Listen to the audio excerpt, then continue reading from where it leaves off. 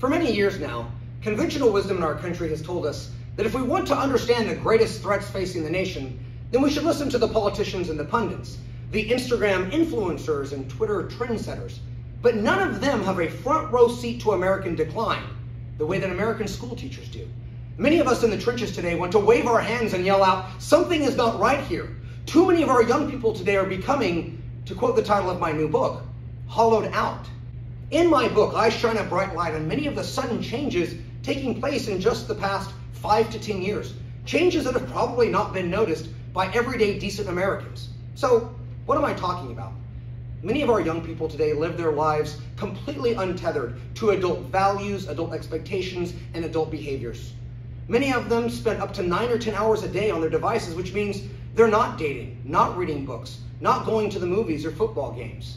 Half of all 18 to 35-year-olds lack a romantic partner. They don't know a lot about the teachings of the world's great religions. 1 in 5 millennials say they don't have a good friend in the entire world. And the desire for marriage and family is in free fall. The young people sitting in our classrooms today are the least patriotic Americans in our history and also the most likely to engage in behaviors of self-harm and even suicide. I wrote Hollowed Out because something is wrong. Very, very wrong. And if you want to understand the crisis coming our way, don't defer to Twitter or to political provocateurs. Let me tell you what I see from where I have stood for almost a quarter of a century, the front of the American classroom.